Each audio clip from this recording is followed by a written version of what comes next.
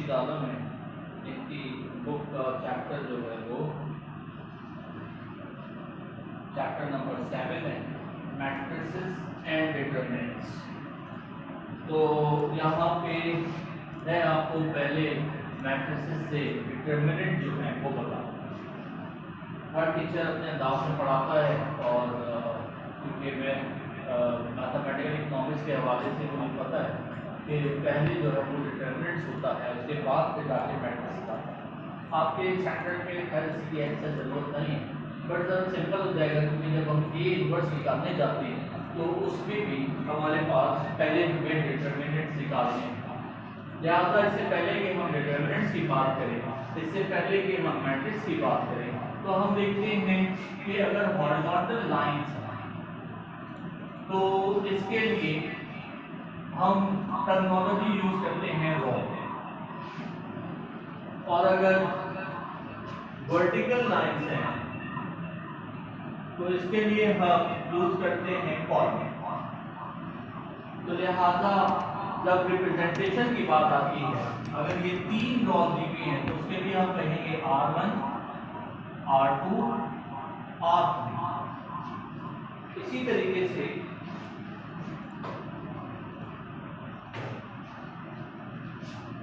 C1, C2 और C2 की notation आपको समझ आ रही होगी कि मैंने C कॉलम के लिए और R जो है वो रॉस के लिए दिया।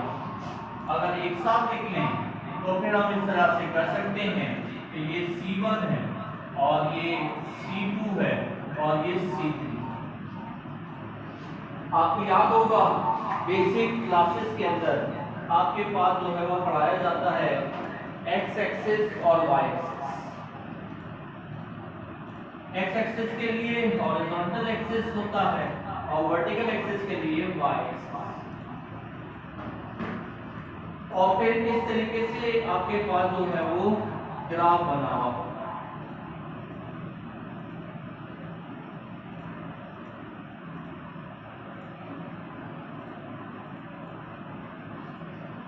ये जो सेंटर वाला पॉइंट है ये ओरिजिन है। यहाँ पे x की वैल्यूज होती हैं 1, 2, 3, 4, 5 और इसी तरीके से यहाँ पे 1, 2, 3, 4।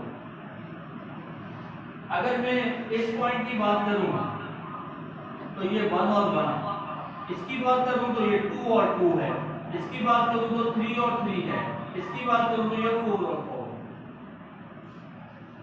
इसी तरीके से अगर मैं यहाँ पे बात करूं तो ये वाला पॉइंट क्या है 2 और 1। इसके बाद यहाँ पे बात करूं तो ये क्या है 4 और 3। बिल्कुल इसी तरीके से अगर मैं यहाँ पे बात करूं, इसे मैं कहता हूं रॉ 1 कॉलम 1, इसके लिए मैं लिखता हूं R1 C1।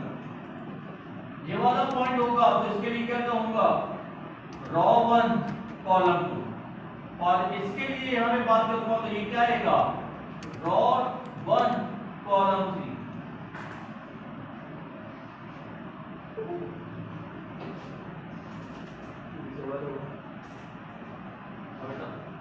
ओके, फिर अगर हम यहाँ पे बात करें तो अब मैं रॉ 2 पे आ गया तो फिर मैं कहूंगा R2 C1, और अगर ये वाली बात करूं तो ये कहूंगा R2 रॉ 2 ही है कॉलम 2 है तो C2, और अगर मैं यहाँ वाले के लिए बात करूं तो ये आएगा रॉ 2 कॉलम 3।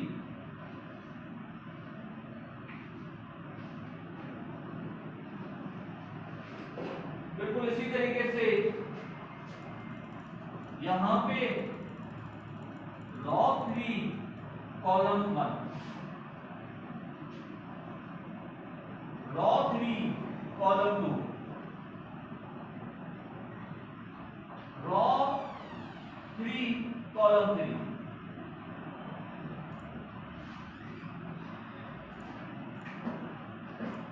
और एक चीज इसमें कॉमन है और वो ये देखें जो डायगोनल है R1 C1 R2 C2 R3 C3, ये डायगोनल कहलाता है। सही है बेटा, ये डायगोनल कहलाता है। इसमें मुझे उम्मीद है कि आपको अभी मैंने ना मैट्रिक्स पढ़ाया है ना मैंने डिटरमिनेंट पढ़ाया है। यहाँ पे अभी सिर्फ हमने रॉ और कॉलम की बात की, तो लिहाजा दोनों में फर्क क्या है, बहुत सिंपल सा फर्क है दोनों में कि जब हम डिटरमिनेंट की बात करेंगे तो दो पैरेलल लाइन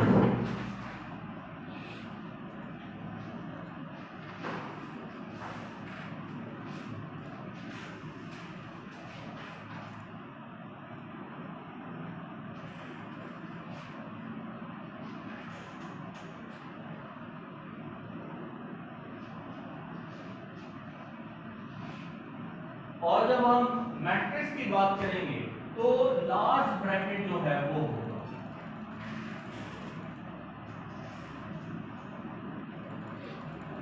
मैट्रिक्स को इस तरह शो नहीं किया जा सकता,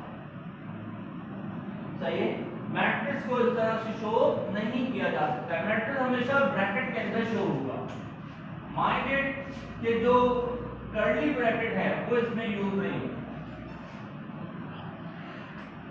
तो लिहाजा हमें हमेशा से इसे लार्ज ब्रैकेट जो है वो सॉल्व करना पड़ेगा।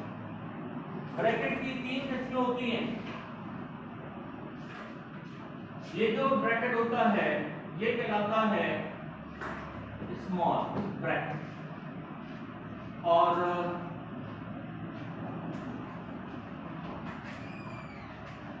ये वाला कर्ली ब्रैकेट, और ये ब्रैकेट जो है लार्ज ब्रैकेट। तो ये लार्ज ब्रैकेट वाली कैटेगरी है, ना ये यूज होगा ना ये यूज होगा।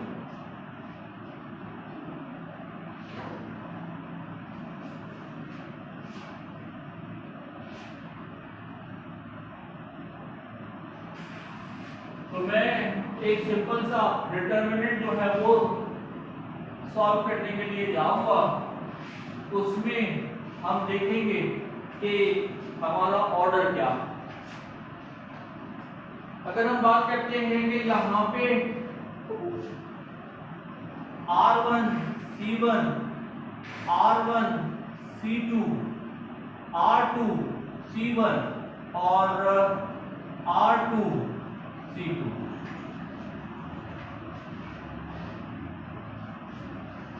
या फिर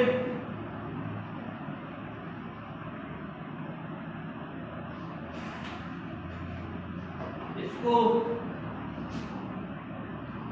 A11 A12 A21 A2, ये सबस्क्रिप्ट कहलाता है। A11 ये जो हिस्सा है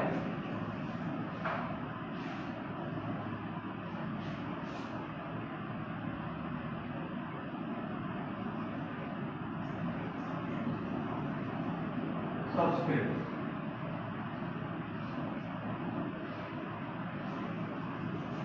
इसमें A21, तो ये जो है वो रॉ है, पहले रॉ लिखी जाएगी और बाद में column.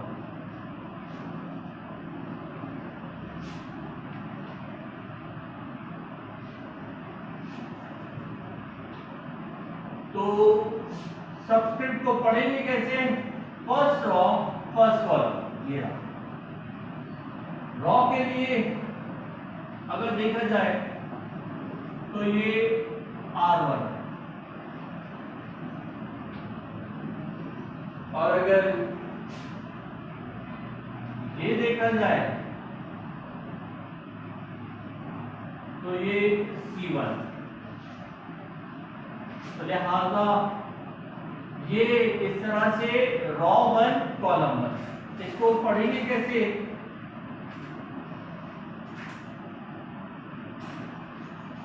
Raw 1 and column 1,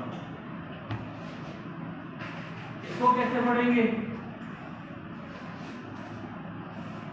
raw 2 and column 1।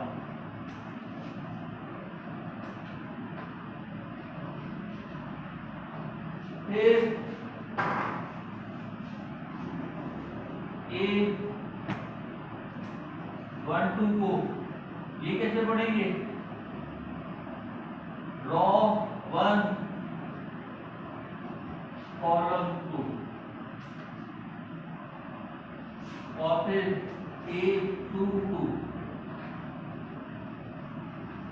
Raw 2 column 2। पढ़ने का अंदाज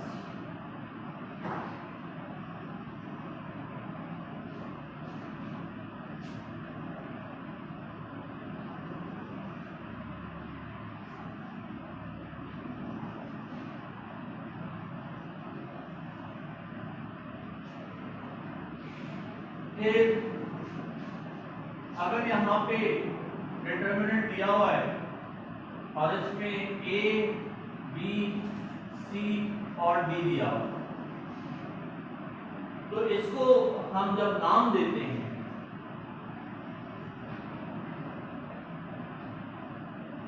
वो कैपिटल अल्फाबेट, लिहाजा हम कहते हैं A मॉड, A मॉड,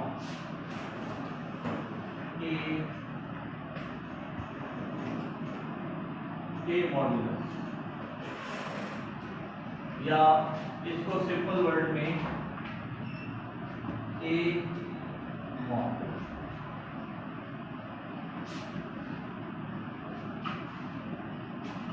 अब यहां पे A मॉड किसके बराबर है? A, B, C, D। इसको सॉल्व करने का तरीका,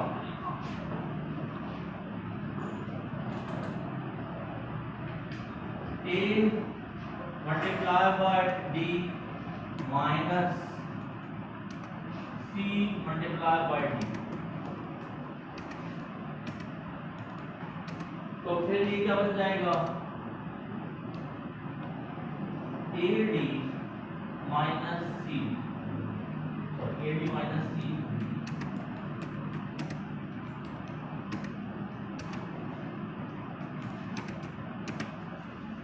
ये A मॉड वैल्यू करने का तरीका, ये डिटरमिनेंट कहलाता है। इसमें अब हमारे पास मुख्तलिफ डायमेंशन, जिसमें कितनी रॉज हैं, कितने कॉलम, तो लिहाजा अलग अलग पढ़ने की बजाय हम डायरेक्ट इसको मैट्रिसेस के जरिए पढ़ेंगे ताकि दोनों काम आसान हो और आपके जो एमसीक्यूज के सवालात हैं वो भी किसी हद तक के वो सॉल्व हो जाए। लिहाजा ये डिटरमिनेंट जो है बस फिल वक्त इतना ही, इसके जरिए हमें क्रैमर रूल सॉल्व करना है।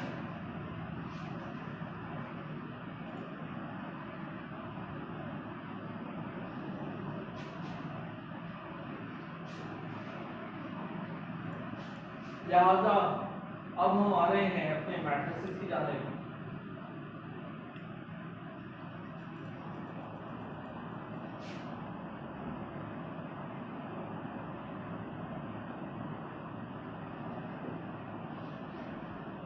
ये मैट्रिसेस का जो थ्योरी लिखी हुई है ये आपके काम की है क्योंकि ये एमसीक्यूज में आती है।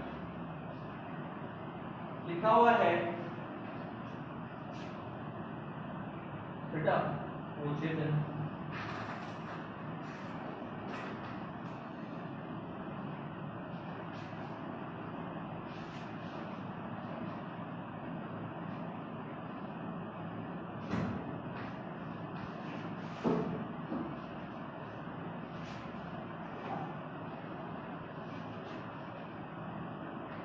इसमें आपके पास लिखा हुआ है a matrix is a rectangular array or real number arranged in rows and columns। ये एमसीक्यूज के लिए आपको ध्यान में रखना है कि एमसीक्यूज के अंदर सवाल आते हैं, तो लिहाजा रेक्टेंगुलर एरे को अंडरलाइन कर लें, रियल नंबर को अंडरलाइन कर लें और रॉस एंड कॉलम को अंडरलाइन कर लें। Each number appearing I the array is called an element। हर एक जो वैल्यू है, जैसे मैंने आपके सामने लिखा था A11 या रॉ 1 कॉलम 1 या A या B या C या D, ये ईच एलिमेंट है और component of the matrix. A capital letter is used to symbolize the entire matrix, the number of rows and the number of columns of a matrix given its order or dimension। कि ये order कितना है, कितने rows हैं हमारे matrix के अंदर और कितने कॉलम हैं, कितने रॉज और कितने कॉलम हम इस तरह से नहीं कहेंगे, बल्कि कहेंगे कि इसकी डायमेंशन कितनी है। डायमेंशन 3/2 है, 3/2। अगर 3 पहले कहा जा रहा है तो ये हमारी अंडरस्टैंडिंग के अंदर मौजूद है कि 3 पहले कहा गया है तो उसका मतलब है रॉ, और 2 बाद में कहा गया है तो उसका मतलब है कॉलम। 3/2 का मतलब है कि हमारा जो मैट्रिक्स है उसके अंदर 3 रॉस और 2 कॉलम्स हैं।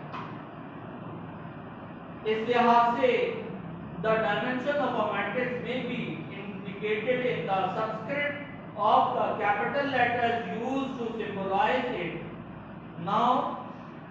Number of rows must be indicated first in the subscript and then number of columns separated by the multiplication sign। Underline कीजिए इसको। Number of rows must be indicated first। Number of rows must be indicated first। जैसे मैंने थोड़ी देर पहले आपको बताया था कि पहले हम rows जो है वो लिखते हैं, इसके बाद in the subscript and then the number of columns। इसी तरह एग्जांपल 7.1.1 में आप देखें तो यहाँ पे a के बराबर में सबस्क्रिप्ट यानी कि छोटी सी वैल्यू लिखी हुई है 3/2। पढ़ते कैसे हैं 3/2, यानी कि इसमें 3 रॉज हैं और 2 कॉलम्स हैं। चेक करते हैं, फर्स्ट रॉ के अंदर 2 और 3 दिया हुआ है, सेकंड रॉ के अंदर 1 और 1 दिया हुआ है, थर्ड रॉ के अंदर -2 और 0 दिया हुआ है। तो लिहाजा इसको कहा हमने this is a 3/2 matrix, rows by columns. और इसको लिखते इस तरह है, A के साथ लिखा हुआ है 3/2, B के साथ क्या लिखा हुआ है नीचे 2/3। 2/3 का मतलब क्या हुआ कि 2 रॉज और 3 कॉलम्स हैं। चेक कर लें, 2 -1 1/2 पहली रॉ और सेकंड रॉ 2 2 और 2 और 3 कॉलम कौन से 2 और 2 है, -1 और 2 है, 1/2 और 2 है। फिर आ जाए 4/4, C के साथ क्या लिखा हुआ है 4/4। इसका मतलब है 4 रॉ और 4 कॉलम। अगर रॉज और कॉलम की तादाद बराबर हो, दोबारा से सुनिए, गौर से सुनिएगा, अगर रॉज और कॉलम की तादाद बराबर हो तो फिर हम उसे कहते हैं स्क्वायर मैट्रिक्स। उसे क्या कहते हैं स्क्वायर मैट्रिक्स। 2/2 स्क्वायर मैट्रिक्स है, 4/4 स्क्वायर मैट्रिक्स है, 3/3 स्क्वायर मैट्रिक्स है। इस तरीके से square matrix. A matrix may be enclosed by parameters or double vertical lines।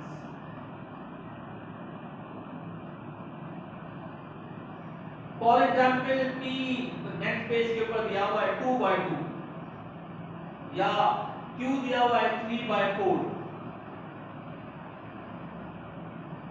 अब जो नीचे 4 आपके पास चीजें दी गई हैं वो बता रहे हैं कि ये मैट्रिक्स नहीं हो सकती, क्योंकि इसमें फर्स्ट रॉ के अंदर 3 कॉलम और सेकंड रॉ में 2 कॉलम, तो लिहाजा पॉसिबल नहीं है। फिर सेकंड उसके बाद रॉज अगर आप देखें तो 3 रॉज हैं, लेकिन थर्ड रॉ के अंदर जो थर्ड एलिमेंट है वो मौजूद ही नहीं है, तो लिहाजा इनकम्प्लीट है, इसे मैट्रिक्स नहीं कहेंगे। फिर नीचे कर्ली ब्रैकेट दिया हुआ है, ब्रेस जो दिया हुआ है, कर्ली ब्रेस कर्ली ब्रैकेट दिया हुआ है तो ये भी पॉसिबल नहीं है, हम इसको भी नोटेशन इससे यूज नहीं करते। और फिर single vertical line are not allowed, ये डिटरमिनेंट होता है, ये मैट्रिक्स नहीं कहलाता।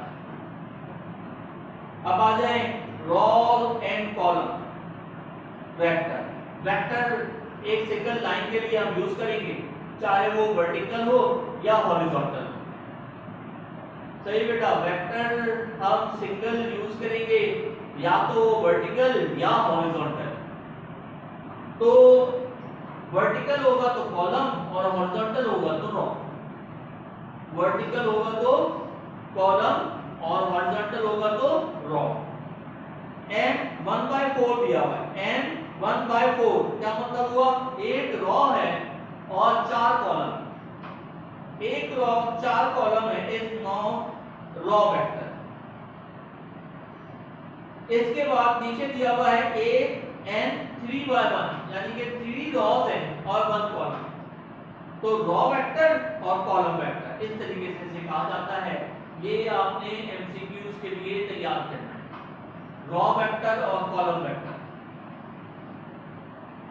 स्क्वायर मैट्रिक्स बता चुका, a matrix that has the same number of rows as it has column is called a square matrix। फिर आइडेंटिटी मैट्रिक्स, इसमें जो डायगोनल है, डायगोनल मैंने आपको लिखवाया है, मैंने अभी एक लाइन डाल के आपको बताया था अभी जब मैंने स्टार्ट किया कि वो डायगोनल किस तरह होता है। तो डायगोनल के अंदर आपके पास 1 लिखा हुआ होना चाहिए। डायगोनल के अंदर सिर्फ 1 लिखा होगा, बाकी सारे एलिमेंट 0 होंगे, तो वो कहलाता है आइडेंटिटी मैट्रिक्स।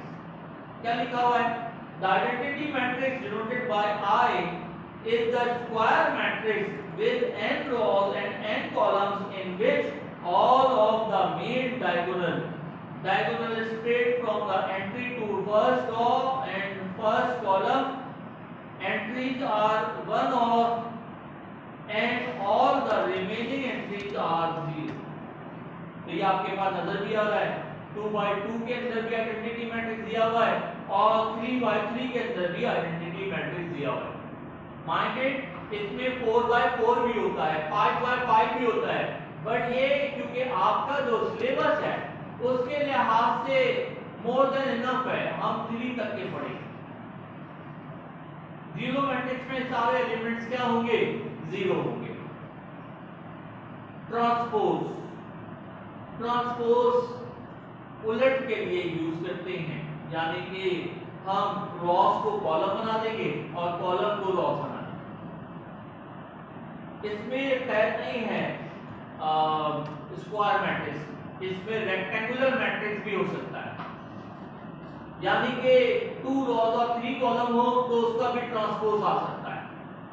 ये यूज होता है आपके पास इनवर्स मैट्रिक्स में भी, आपको इसको यूज करना पड़ेगा, तो लिहाजा ट्रांसपोज का कॉन्सेप्ट जरूर समझिए। ये दिया हुआ है if A is equal to 2/3, ये 2 रॉज हैं और 3 कॉलम। अब जो रॉ है वो कॉलम बन जाएगी और जो दोनों रॉज हैं तो वो कॉलम जब हम बना देंगे तो फिर नेक्स्ट पेज पे आप देखिए कि 3, 2 और -1 ट्रांसपोज कर दिया। ट्रांसपोज के लिए जो स्मॉल t का नोटेशन है वो यूज करना जरूरी है, जैसा कि यहाँ पे आपके पास बुक में जो है वो दिया हुआ है। इक्वल मैट्रिक्स का मतलब है 2 अलग अलग मैट्रिक्स हैं लेकिन उनकी वैल्यूज सेम है, तो वो इक्वल मैट्रिक्स कहलाएंगे। अब हमें देखना है एडिशन और सब्ट्रैक्शन। एडिशन और सब्ट्रैक्शन बहुत ही आसान है। एडिशन और सब्ट्रैक्शन हमारे पास 2 matrices can be added or subtracted if their dimensions are same। Underline करें, एडिशन से उस वक्त पॉसिबल है जब डायमेंशन सेम। अगर डायमेंशन में चेंजेस है तो फिर ना एडिशन हो सकता है ना सब्ट्रैक्शन। तो इसको अंडरलाइन कर लिया होगा। मैंने आपसे कहा 2 matrices can be added or subtracted if their dimensions are same। These matrices are said to be conformable for addition or subtraction if two matrices are comparable for addition or subtraction. Their sum of difference is a matrix which is obtained by taking the sum or difference of their corresponding entries. लिहाजा इसको देख लेते हैं board के ऊपर, जिसमें आपके पास यहाँ पे दिया हुआ है A मैट्रिक्स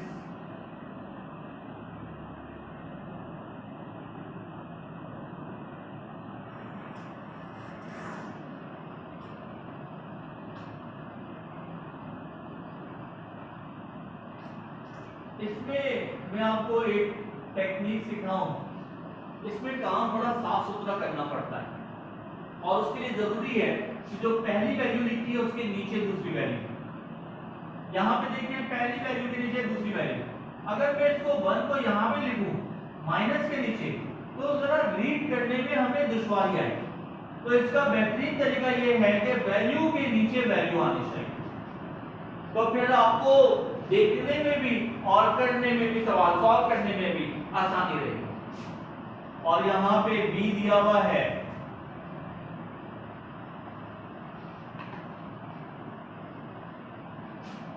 -4 -2 -4 -4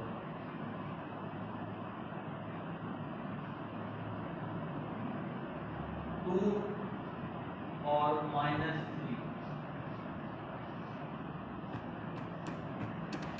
दो रो और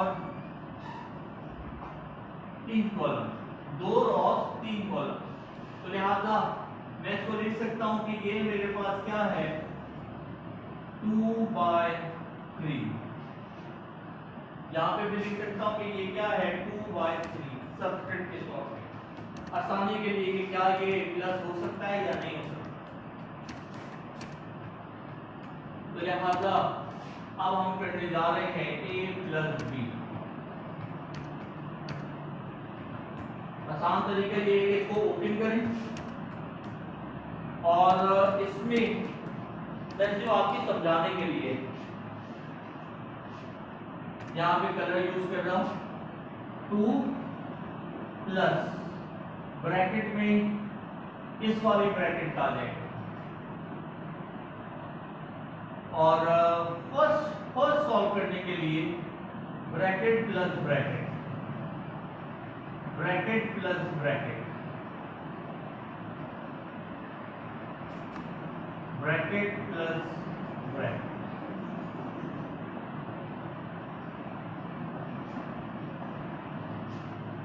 अब सेकंड वैल्यू में जो सेकंड कॉलम है bracket plus bracket, bracket plus bracket.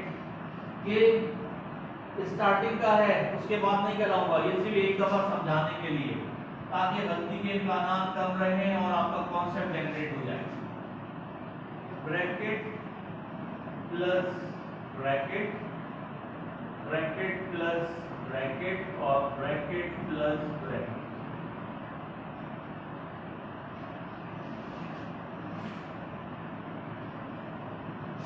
ये 2 और ये -4, ये वाला 2 और ये वाला -4 यहाँ।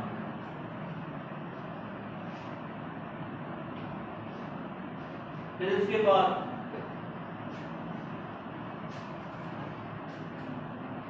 ये 3 और ये -4, 3 लेकिन साथ क्या है माइनस, ये माइनस है, माइनस।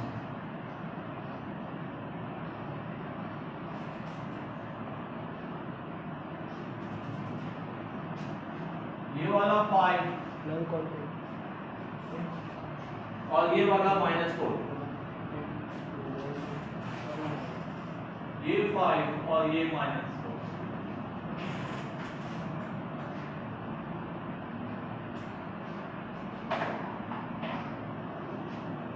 फिर उसके बाद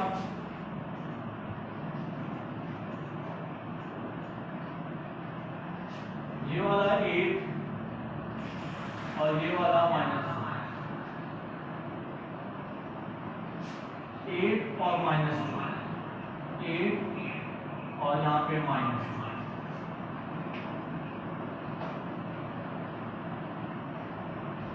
फिर 1 और 2, ये 1 आ गया, ये 2 आ गया।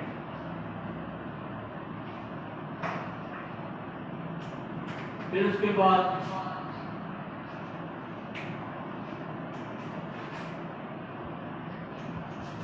-1 -1 और आपने देखा मैंने एक जो वैल्यू है वो ज़्यादा बना दी थी, तो ज़्यादा हम उसको डिलीट कर देंगे, खत्म कर देंगे, क्योंकि 2/3 का मैट्रिक्स था और गलती से हमने 3/3 का बना दिया।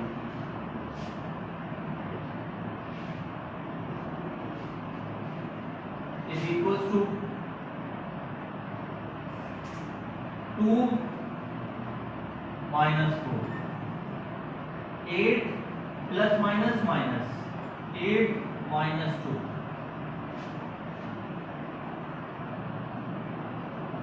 इन दोनों का ब्रैकेट बना दिया। यहां पर आ जाए -3 plus minus -4, 1 + 2, 5 plus minus minus 5 - 4, -1 -1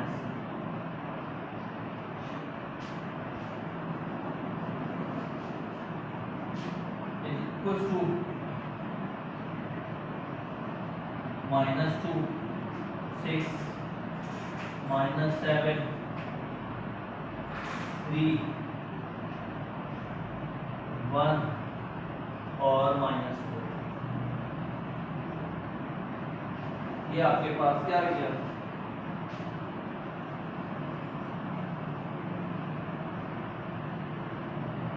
अच्छा, इसी तरीके से अगर यहाँ पे a माइनस b होता तो फिर हम क्या करते हैं, यहाँ पे माइनस का साइन लगा, जैसे कि आपके पास बुक में दिया हो। चेक करें जरा बुक में a - b के अंदर। सही बेटा, ये प्लस और माइनस का आपके पास हो गया solve.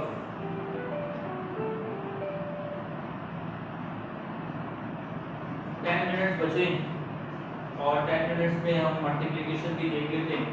Multiplication of a matrix bye a number, इसमें सिंपल उस नंबर से मल्टीप्लाई या उस नंबर से क्या हो जाएगा, डिवाइड हो जाएगा। जैसे कि आपके पास एग्जांपल 7.9.1 दिया हुआ है, for the given matrix A find 3A और -5। 3A में हर एलिमेंट को 3 से मल्टीप्लाई, 3A दिया हुआ है, 3 को उससे मल्टीप्लाई किया, आंसर सामने आ रहा है -5A, -5 से सबको मल्टीप्लाई कर लेंगे, आंसर आ गया। अब आपके पास मैट्रिसेस दे दी गई हैं और उसको आपसे कहा गया है कि मल्टीप्लाई या डिवाइड आपने करना है, तो उसी तरीके से मल्टीप्लाई और डिवाइड हर एलिमेंट के साथ आपके पास हो जाएगा। अब आ जाते हैं कि 7.10 मैट्रिक्स मल्टीप्लिकेशन। यहाँ पे जो थ्योरी है उसको पढ़ रहा हूँ और उसको पढ़ने के साथ साथ जो है आपने उसमें कुछ अंडरलाइन करना। A matrix M can be multiplied by any matrix N। इसको जरा अंडरलाइन कर लीजिएगा, if and only if, खास तौर पे कह रहा हूँ अंडरलाइन करना है, if and only if, क्योंकि ये उसी वक्त से मल्टीप्लाई हो सकता है जब द नंबर ऑफ कॉलम्स को अंडरलाइन करें, नंबर ऑफ कॉलम्स जब बराबर हो जाए in matrix M is equal, equal को अंडरलाइन करें, नंबर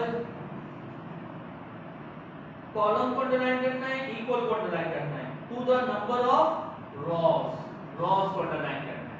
यानी कि एक उसूल हमने बना लिया है, आपके जहन में बैठ जाना चाहिए, किसी तरीके से भी ये मिस ना हो कि जब पहले मैट्रिक्स का जो कॉलम है वो दूसरे मैट्रिक्स के रॉस के अगर बराबर होंगे तभी मल्टीप्लिकेशन हो सकती है। अदरवाइज मल्टीप्लिकेशन पॉसिबल नहीं है। सुन लिया सबने? खास तौर पर कहा मैंने, ये ध्यान में रखना जरूरी है। The number of rows and columns of result matrix are the two rows of n and column of n respectively. Symbolically, m p into q n r into s. तो प्रोडक्ट क्या बनेगी? ये एमसीक्यू में आ चुका है भाई आपके पास, m n p into s। ये एमसीक्यू में आ चुका है, इसके ऊपर मार्क कर लो। q is equal to r लिखा हुआ है, तो q के बराबर में लिख लो कॉलम और r के बराबर में लिख लो रो। ये इस तरह दिया हुआ है आपके पास, q is equal to r, तो लिहाजा q दिया, तो इसके बराबर में आप लिख लो कॉलम और इसके बराबर में लिख लो रो। यानी कि फर्स्ट मैट्रिक्स के कॉलम दूसरी मैट्रिक्स के किसके बराबर होना चाहिए? रॉस के बराबर होना चाहिए। सही है बेटा? कितना टाइम रह गया सर? 5 मिनट रह गए। तो लिहाजा अब ये मल्टीप्लाई करना सीखना है हमें, लेकिन 5 मिनट में ये सॉल्व हो नहीं सकता, तो इससे बेहतर है कि इसको हम नेक्स्ट क्लास में ले जाएं। और नेक्स्ट क्लास जो है वो मोस्ट पॉसिबली आपकी जो है, क्योंकि अब आशूरे के दिन है उसमें तो क्लास कंडक्ट नहीं करेंगे, तो देखते हैं क्या टाइम मैनेज होता है और जो क्लास की टाइमिंग है वो क्या निकल कर आती है। तो सबकी कन्वीनियंट लिहाज से देखना भी है, लेकिन टाइम भी बड़ा कम है हमारे पास, तो एक क्लास मुझे चाहिए होगी जिसके अंदर में आपको काम थोड़ा कम रहेगा। ये बेसिस मैंने आपको बता दिए, सिर्फ फॉर्मूले को सही तरीके से इसको जो है वो मैनेज करें। दो पॉसिबिलिटीज हैं कि ये जो आपके पास है मैं इसे कंडक्ट कर लूँ घर के जरिए, यानी कि ऑनलाइन, क्योंकि मेरे पास ग्राफिक टैबलेट भी है तो मैं उसमें कर सकता हूँ। और दूसरा ये कि आपके जो क्लास है यहाँ पर आके मैं बोर्ड के ऊपर आपको करा दूँ, ये ज़्यादा अच्छा रहता है ज़रा बोर्ड के ऊपर, ताकि इसमें जो कमी पेशी है वो सर सॉल्व हो जाती है। तो मोस्ट प्रॉब्ली अब मंडे बनता है, तो इस वॉइस क्लास को इतना रह गया, वॉइस क्लास में ये एंड हमने इतना रह गया। हाँ सही है, मैं एंड कर रहा हूँ। तो इसमें हमारे पास यहाँ पर ये है कि इंशाल्लाह मंडे वाले दिन इसको क्लास को रखेंगे, अगर पॉसिबल हुआ तो जो रिमेनिंग है वो मैं आपको उसमें करवा दूंगा। आज की क्लास हम यहीं पे ही एंड करते हैं और टेक केयर सब, अल्लाह हाफिज़। सही है बेटा, चलो ऑफ कर।